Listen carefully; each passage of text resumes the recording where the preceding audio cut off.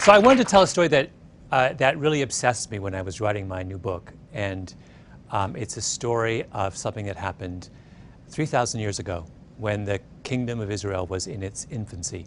And it takes place in an area called the Shephelah in what is now Israel. And the reason the story obsessed me is that I thought I understood it, and then I went back over it and I realized that I didn't understand it at all. Ancient Palestine had along its eastern border, there's a mountain range, still same is true of Israel today, and in the mountain range are all of the ancient cities of that region. So Jerusalem, Bethlehem, Hebron. And then there's a coastal plain right along the Mediterranean where Tel Aviv is now. And connecting the mountain range with the coastal plain is an area called the Shephelah, which is a series of valleys and ridges that run east to west. And you can follow the Shephelah, go through the Shephelah to get from the coastal plain to the mountains. And the Shephelah, if you've been to Israel, you'll know it's just about the most beautiful part of Israel. It's gorgeous with forests of oak and wheat fields and vineyards. But more importantly, though, in the history of that region, it's had a real strategic function.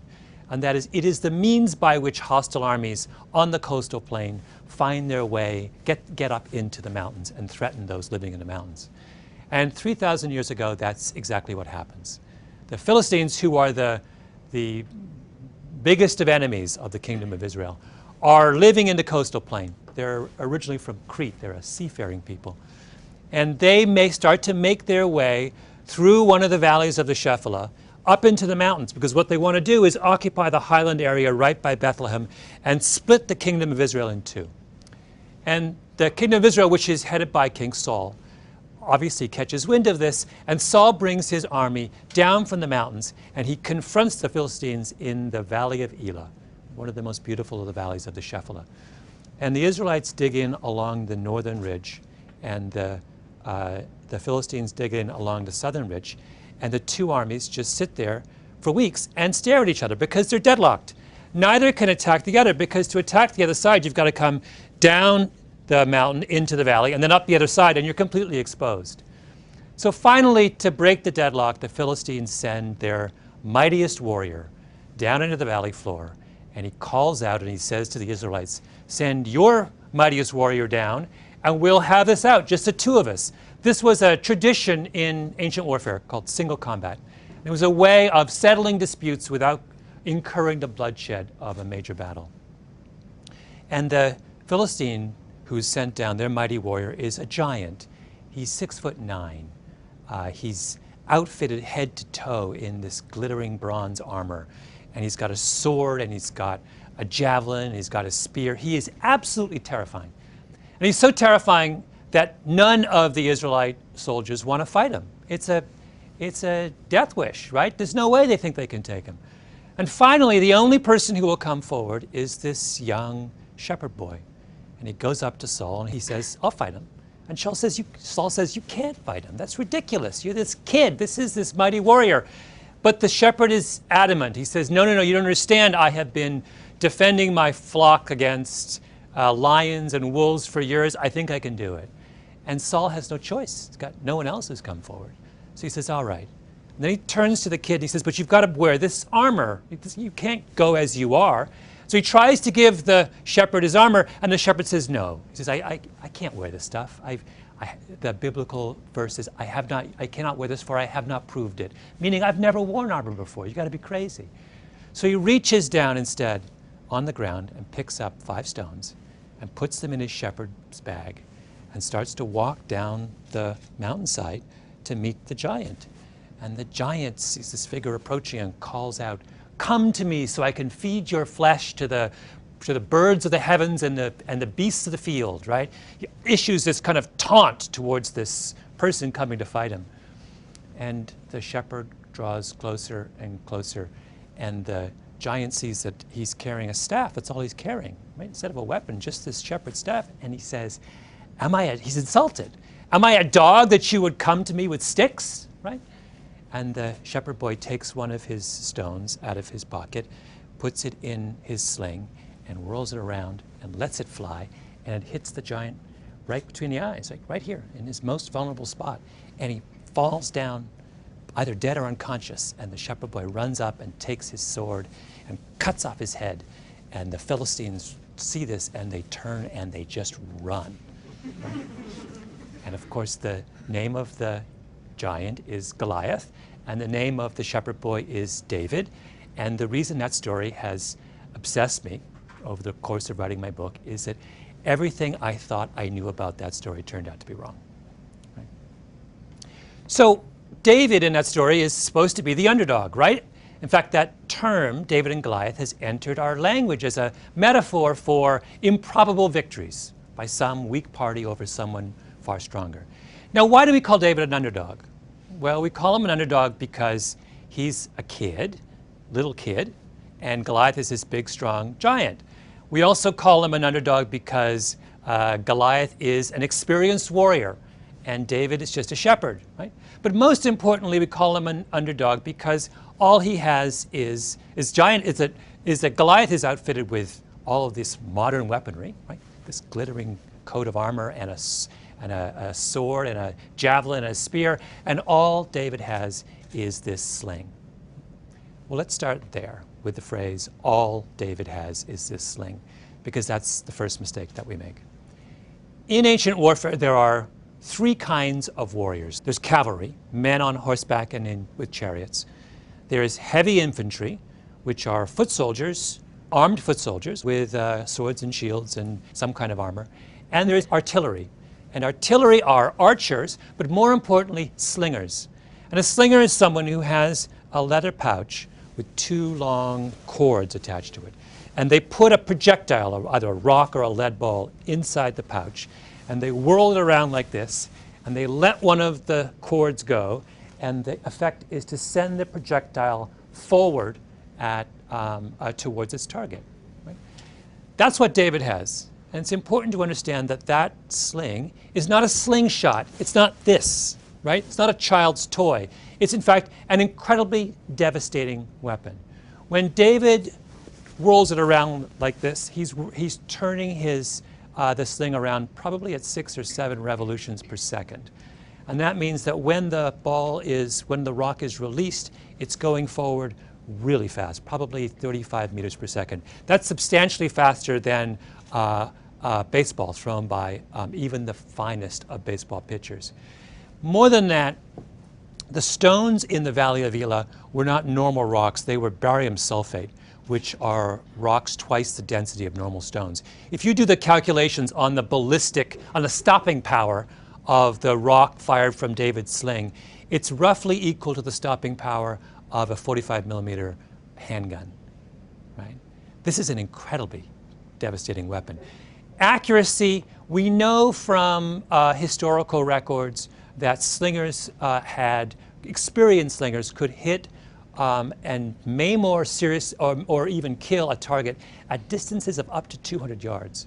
From medieval tapestries, we know that slingers were capable of hitting birds in flight. They're incredibly accurate, right? When David lines up, and he's not 200 yards away from Goliath, he's quite close to Goliath. When he lines up and fires that thing at Goliath, he has every intention and every expectation of being able to hit Goliath at his most vulnerable spot between his eyes. If you go back over the history of ancient warfare, you will find time and time again that slingers were the decisive factor against infantry in one kind of battle, against heavy infantry in one kind of battle or another. So what's Goliath? He's heavy infantry.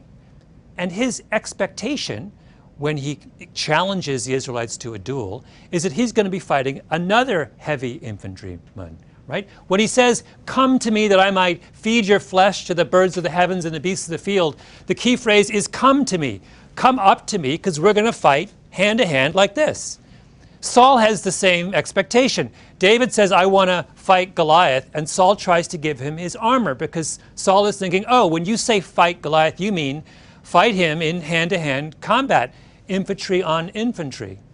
But David has absolutely no expectation. No, he's not going to fight him that way. Why would he? He's a shepherd. He's spent his entire career using a sling to defend his flock against lions and wolves. That's where his strength lies. So here he is, this shepherd, experienced in the use of a devastating weapon, up against this lumbering giant, weighed down by 100 pounds of armor and these incredibly heavy weapons that are useful only in short-range combat. Goliath is a sitting duck. He doesn't have a chance, right? So why do we keep calling David an underdog, and why do we keep referring to his victory as improbable? It's a second piece of this that's important. It's not just that we misunderstand David and his choice of weaponry. It's also that we profoundly misunderstand Goliath. Goliath is not what he seems to be. There's all kinds of hints of this in the biblical text. Things that are, in retrospect, are quite puzzling and don't square with his image as this mighty warrior. So to begin with, the Bible says that Goliath is led onto the valley floor by an attendant. Now that is weird, right? Here is this mighty warrior challenging the Israelites to one-on-one combat. Why is he being led by the hand by some, young boy, presumably, to the point of combat? Secondly, the Bible story makes special note of how slowly Goliath moves. Another odd thing to say when you're describing the mightiest warrior known to man at that point, right? And then there's this whole weird thing about how long it takes Goliath to react to the sight of David. So David's coming down the mountain, and he's clearly not preparing for hand-to-hand combat, right? There is nothing about him that says, I'm about to fight you like this. He's not even carrying a sword. Why does Goliath not react to that? It's as if he's oblivious to what's going on that day. And then there's that strange comment he makes to David. Am I a dog that you should come to me with sticks? Right? Sticks? David only has one stick. Well, it turns out that there's been a great deal of speculation within the medical community over the years about whether there's something fundamentally wrong with Goliath, an attempt to make sense of all of those apparent anomalies. There have been many articles written. The first one was in 1960 in the Indiana Medical Journal. And it started a chain of speculation that starts with an explanation for Goliath's height. So Goliath is head and shoulders above all of his peers in that era. And usually when someone is that far out of the norm, there's an explanation for it. So the most common form of giantism is a condition called acromegaly. And acromegaly is caused by a benign tumor on your pituitary gland that causes an overproduction of human growth hormone. And throughout history, many of the most famous giants have all had acromegaly. So the tallest person of all time was a guy named Robert Wadlow, who was still growing when he died at the age of 24, and he was 8'11". He had acromegaly. Do you remember the wrestler Andre the Giant, famous? He had acromegaly. There's even speculation that Abraham Lincoln had acromegaly. Right? Anyone who's unusually tall, that's the first explanation we come up with. And acromegaly has a very distinct set of side effects associated with it, principally having to do with vision. The pituitary tumor, as it grows, often starts to compress the visual nerves in your brain, with the result that people with acromegaly have either double vision or they are profoundly nearsighted. Right? So when people have started to speculate about what might have been wrong with Goliath, they've said, wait a minute, he looks and sounds an awful lot like someone who has acromegaly. And that would also explain so much of what was strange about his behavior that day. Right? Why does he move so slowly and have to be escorted down into the valley floor by an attendant? Because he can't make his way on his own. Right? Why is he so strangely oblivious to David that he doesn't understand that David's not going to fight him until the very last moment? Because he can't see him. Right? When he says, come to me that I might feed your flesh to the birds of the heavens and the beasts of the field, the phrase come to me is a hint also of his vulnerability. Come to me because I can't see you. Right? And then there's, am I a dog that you should come to me with sticks? He sees 2 sticks when David has only 1. So the Israelites up on the mountain ridge looking down on him thought he was this extraordinarily powerful foe. What they didn't understand was that the very thing that was the source of his apparent strength was also the source of his greatest weakness. And there is, I think, in that a very important lesson for all of us. Giants are not as strong and powerful as they seem. And sometimes the shepherd boy has a sling in his pocket.